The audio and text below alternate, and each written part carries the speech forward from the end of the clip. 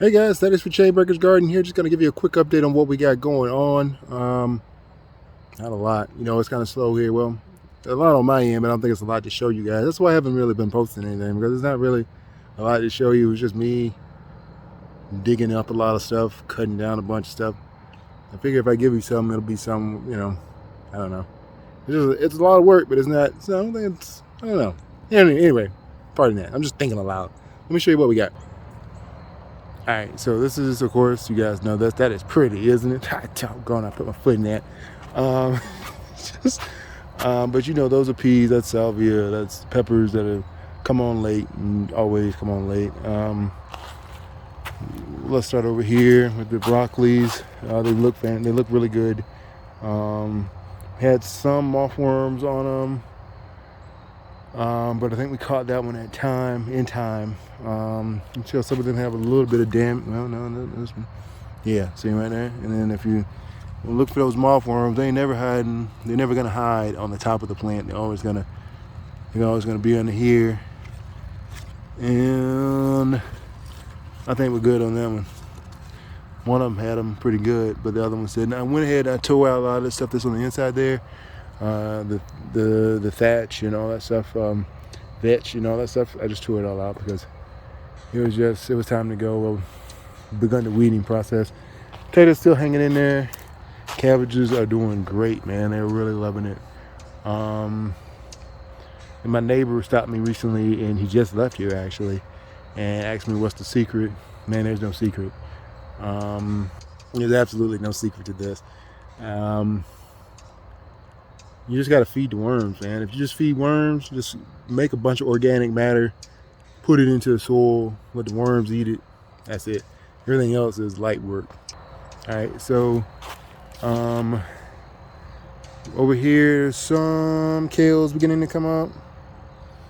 Right here, that's a kale, that's a weed, that's a weed, that's a weed, that's a weed, that's a kale. And so they've been coming up pretty spotty, but coming up nonetheless. They're just coming up. Wintertime is really slow, temperatures dropping, and the shortened days calls for slower germination. So don't be discouraged when your plants take a little bit longer to come up, because I will pull stuff up and I will just throw down more seeds like a madman. Red Russian Kales, they doing pretty good. They're kind of wimpy though. They're a wimpy little plant, but they're doing really well. They've came up, got a lot of weeding to do on this side until we just weeded. Anyway, we just weeded this side, just finished weeding. Just gotta weed those borders on that side there. I'm thinking about coming through maybe with some what's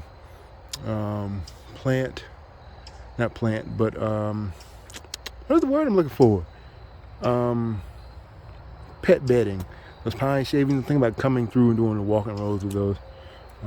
Cheap, man, a good way to suppress weeds. What's over here? Oh, Redbor Kale's over here. I haven't started weeding on this one yet. And here's Redbor Kale. It's doing really good. It's growing really fast. It's growing a lot faster than the other kale, so I'm really intrigued to see how that does. We still got to weed on this side and get this stuff down. Oh, it's irritating me. And these are all the offspring peas. You've seen these, and they're doing really well. And they've just carpeted this section here. There are carrots out here too somewhere. Oh yeah, there they go. And a tomato. Can't get rid of those things. And here are the carrots. I've got them kind of weaved into all this madness just because I want to see how they do. They did really well a year ago, meshed up in a bunch of madness. And I feel like they do really well in madness. And they're great. They're good companion plants with peas, so they do really well. They work good together. They taste good together too. They work really well together. Brussels sprouts. I've weeded some of this bed, but the rest of it's just peas kind of spilling over, which I love. I'm not going to change a bit of that. So if it's something not pea related, it'll get pulled. But if it's peas, they'll stay there until I figure out are they causing not enough air circulation. This is the newest bed. If you've seen this on Instagram, you know this is the newest collard bed. It looks good. It's doing all right. we got to bring the next set of wobblers, which are the sprinkler systems, on this side. So I got the other two that I set over here. But that's an XL wobbler sprinkler system. Will it focus? Yeah. And so this is what we've been using. That's what we used this summer to irrigate. We do have drip tape too, but I pulled all of that up, and it may not focus all that well because of the lighting. But they go in a circular fashion. They have a head on the inside in here that, is it gonna focus? It will. This head in here pops out, and then it comes with like a set of 5 of them, if I'm not mistaken. It's an XL wobbler. You just put that onto a PVC, on a piece of PVC. That's a 1/2 inch. It's 3/4. I'm sorry, 3/4 inch PVC. It just ties in there. They do really well. Those two that I have right here can water up to about a ton of space. So from all the way over there to this first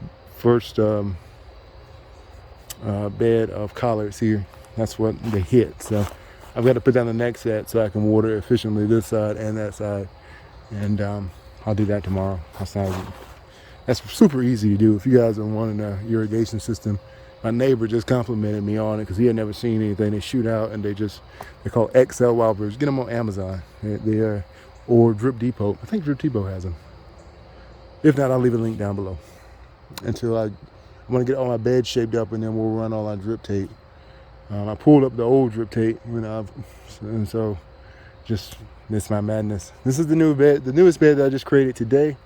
And this whole bed is all turnips, a scatter shot of turnips. So I just made that today, so hopefully by sometime next week we'll see the progress of it. Maybe I have a couple more beds to go on this side, and then we'll be done for this section. This is 50 feet beds. Well, they're 49 feet, and if the high tunnel is supposedly 50 feet, I'm thinking way into the future. But it's 50 feet, so I think that we're good on that then. That's pretty much it. We've begun tearing up that whole side over there and all of that, and that just looks like a complete disaster, complete disaster. I've begun tearing up all that stuff, and it's just madness. Over here, the trees have come down on this side. We cut all them down by hand, and they had to go because I need sunlight, and I need them not to fall and bring all this stuff, the little critters that come off the top of them, onto the garden. So they had to go. Sad to say, but it is what it is. And they're not the kind of trees that I like. So I don't know. I got another property with a bunch of oaks and stuff like that. I love that property. That's my baby. That's the first piece of property I've ever bought. These are just like some sap-sucking kind of plants. They spread like wildfire, and no, but that's about it. We've had daily visits from the hawk, and my neighbor who's next door, she said, "Well, we should put a bullet in it." Look, don't go shooting hawks is highly illegal. All right, so please don't go eat birds. I like the old school, man, but shooting hawks is highly illegal. I'm depending on my birds to know how to scatter. Okay, I'm depending on them to know how to take flight when that hawk comes around. All right, but it is an issue, and more than a few years ago, back when I was little, that hawk would have been gunned down by now. But we're gonna let be. The chickens know how to run back into their coop, or run under the porch, or run under. Where they like to run is under the butterfly bush in there.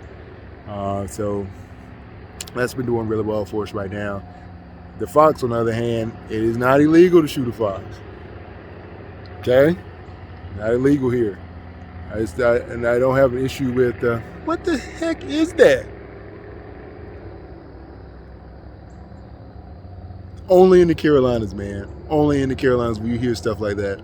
And then the truck don't be going anywhere. It's just loud for no reason. Here comes the train. All right, so I guess that's time for me to wrap this thing up. But the fox, on the other hand, he may be on borrowed time. Gonna keep it honest with you. What is up with all the chatter? But all I know is, God, I can't stand it. I can't stand to hear loud cars that don't go nowhere. Like, what is the point of that? But that's it for today, guys. Hopefully Fox does not run across me again. The Hawk is fine.